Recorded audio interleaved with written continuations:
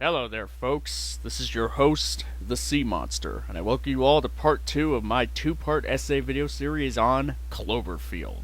So back in part 1, I covered the film itself as a whole, from its story and characters to its visual presentation. If you come into this video without having seen the prior one, or if you need a refresher, then check out part 1 and then come back here. For this video, however, I am about to go into the film's marketing and its effect on what would end up being the Cloverfield franchise, as well as go into an overall conclusion on the film itself. So, no need to beat around the bush here. Let's do what J.J. Abrams seems to prefer not to do, and that is to crack open this mystery box and dive right in. Though, admittedly, there isn't much of a mystery box element regarding this film's marketing impact at this point, so okay, let's get into it.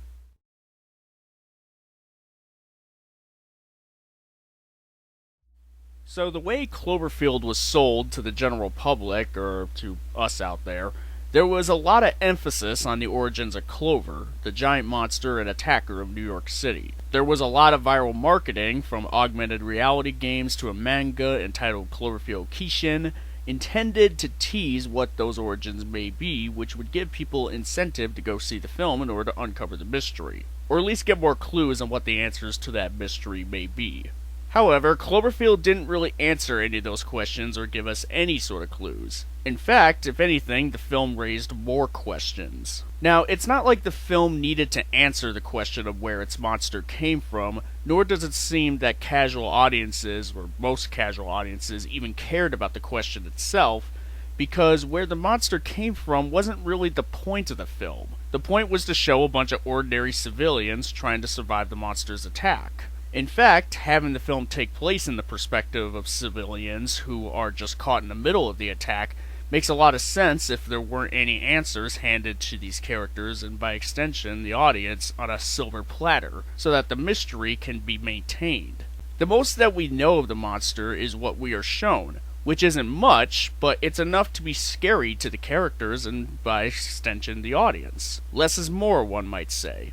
However, the viral marketing was so effective and it put so much emphasis on the mystery surrounding the monster that it was the main objective for a sizable portion of the film's attendees, or at least the main objective for the people who followed the viral marketing. The mystery box angle that was taken by the film's marketing, an angle which J.J. Abrams has quite the affinity for, was sort of a progenitor to all those videos that talk about rumors or quote-unquote explain films in a way that is vague or even questionable as to whether or not the explanations actually line up with what has happened in the film or what the authors even intended. These videos also have the tendency to include titles and thumbnails with arrows, circles, and text all around, intended to entice people into watching them for views and ad revenue. And these videos can even go on for about 10 minutes or so, and nothing substantial is ever said. And in the case of the Cloverfield franchise, it could be on the most minor, most unimportant details imaginable.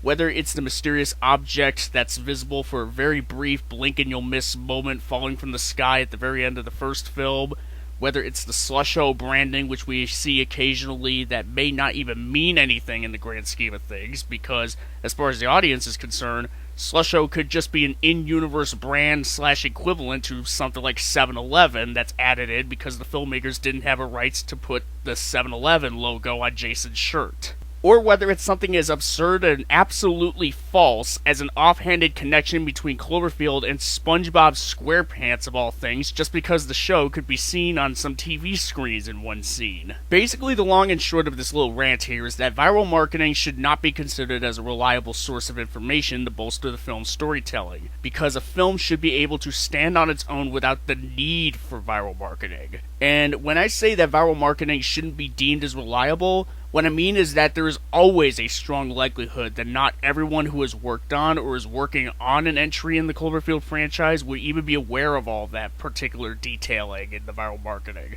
for something like the first Cloverfield, who might go on to give an explanation of where Clover came from that could potentially contradict all of that. Basically, the real long and short of it is that don't rely on viral marketing or clickbait because that information may not even be all that reliable in the first place. The biggest shame about Cloverfield is that it's a good movie that has a very unfortunate legacy, but more importantly, such a legacy didn't need to be unfortunate. I was a teenager at the time of the film's release, but I was never among the people who followed all the viral marketing or played any of the ARGs based on it. I wanted to watch it because it looked cool based on the trailers. I was a fan of giant monsters even back then as I am now.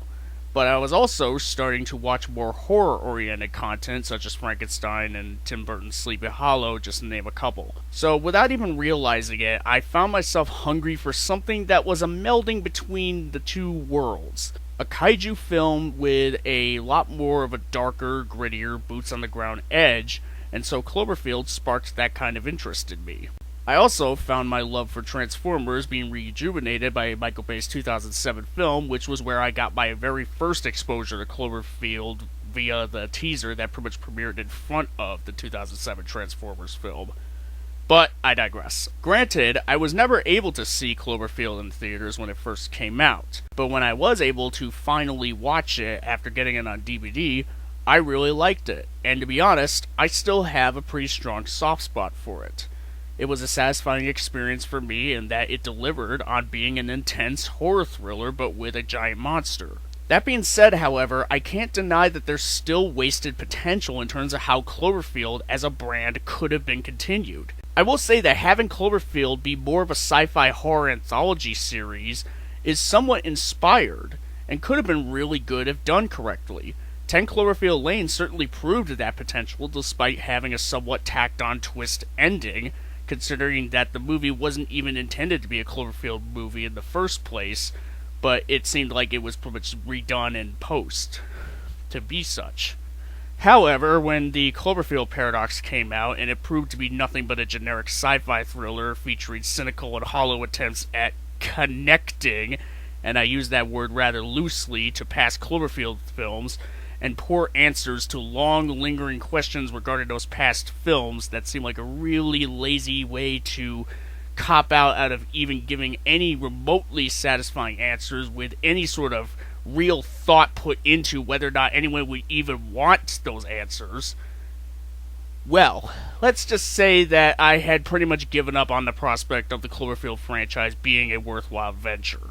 Admittedly, though, I moved on from the prospect of the original Cloverfield ever getting some sort of proper or worthwhile follow-up long before 10 Cloverfield Lane even became a thing.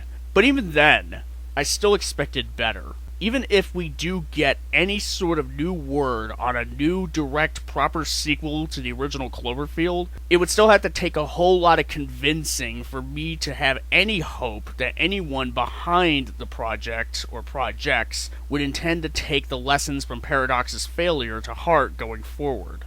The thing that's the most frustrating about all this, though, is that Cloverfield has enough going for it and has enough potential for a good sequel to be mined from it. We could have had a sequel take place parallel to the original while following a new character, or a sequel that would take place sometime after the original. And in either case, we could have even potentially explored a bit more on where Clover came from and why its attack on New York went down the way it did, or even what caused the event to occur in the first place. Now sure, there isn't always a guarantee that it would have been good, but within such a long span of time between the original and the release of 10 Cloverfield Lane, somebody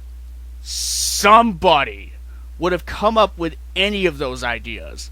But alas, that wasn't the case. Or if they did, they probably were turned down. There was potential that was just sitting right there, and J.J. Abrams and company squandered it big time, to the point where I, and I'm sure many other folks out there, questioned whether or not it was even worth asking for another Cloverfield movie after 2008. But hey, at least people like director Matt Reeves and screenwriter Drew Goddard went on to do better, more promising projects. And at the very least, neither of them were roped into doing the mess that was the Cloverfield Paradox. Which, the less said about that one, the better, if you ask me. So yeah, the legacy of Cloverfield was one of great promise that was left unfulfilled only to eventually result in wasted opportunities and potential.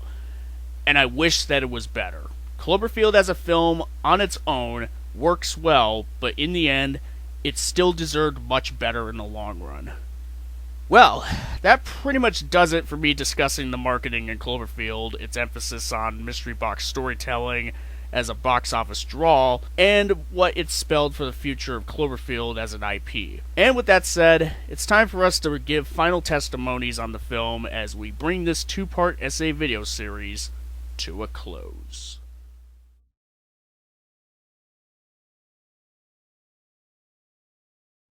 So, we are at the end. This is certainly a bit of an interesting ride discussing this film.